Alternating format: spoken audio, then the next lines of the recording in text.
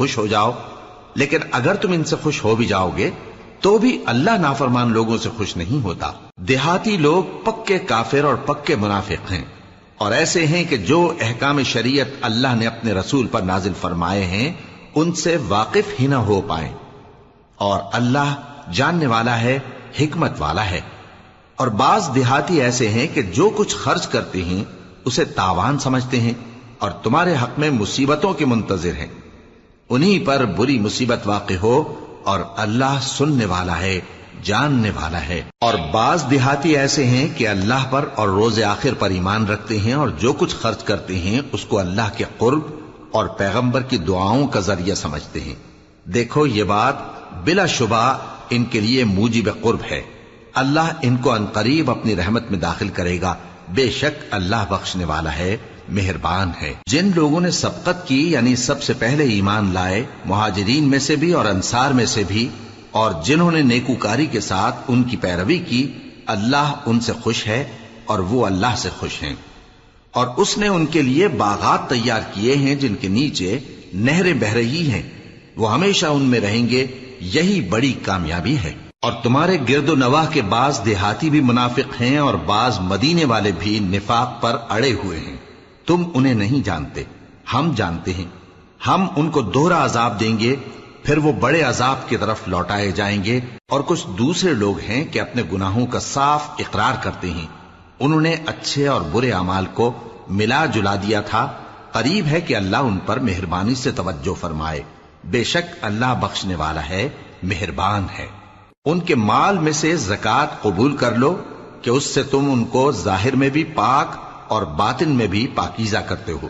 اور ان کے حق میں دعائے خیر کرو کہ تمہاری دعا ان کے لیے موجب تسکین ہے،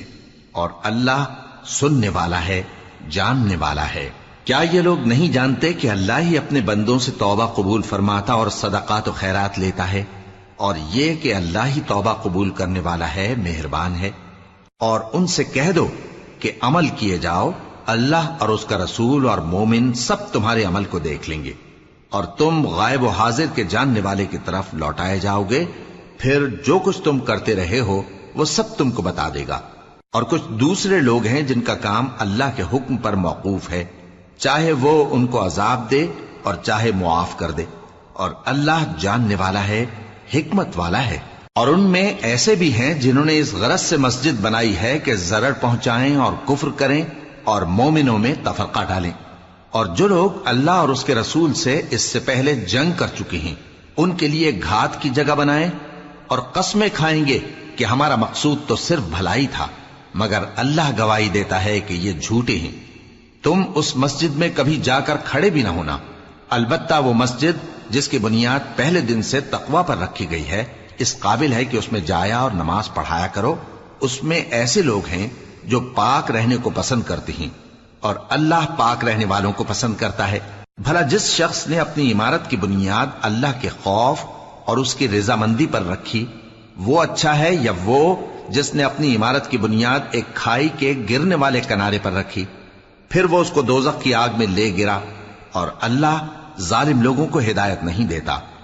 یہ عمارت جو انہوں نے بنائی ہے ہمیشہ ان کے دلوں میں موجب تردد رہے گی، مگر یہ کہ ان کے دل پاش پاش ہو جائیں، اور اللہ جاننے والا ہے، حکمت والا ہے۔ اللہ نے مومنوں سے ان کی جانیں اور ان کے مال خرید لیے ہیں، اور اس کے عوض ان کے لیے بہشت تیار کی ہے۔ یہ لوگ اللہ کی راہ میں لڑتے ہیں تو مارتے بھی ہیں اور مارے بھی جاتے ہیں۔ یہ تورات اور انجیل اور قرآن میں سچا وعدہ ہے جس کا پورا کرنا اسے ضرور ہے، اور اللہ سے زیادہ وعدہ پورا کرنے والا کون ہے؟ تو جو سودا تم نے اس سے کیا ہے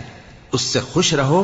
اور یہی بڑی کامیابی ہے۔ توبہ کرنے والے، عبادت کرنے والے، حمد کرنے والے، روزہ رکھنے والے، رکوع کرنے والے، سجدہ کرنے والے، نیک کاموں کا امر کرنے والے اور بری باتوں سے منع کرنے والے، اللہ کی حدوں کی حفاظت کرنے والے، یہی مومن لوگ ہیں۔ اور اے پیغمبر، مومنوں کو بہشت کی خوشخبری سنا دو۔ پیغمبر اور مسلمانوں کو شایع نہیں کہ جب ان پر ظاہر ہو گیا کہ مشرک اہل دوزخ ہیں تو ان کے لیے بخشش مانگیں، گو وہ ان کے قرابت دار ہی ہوں،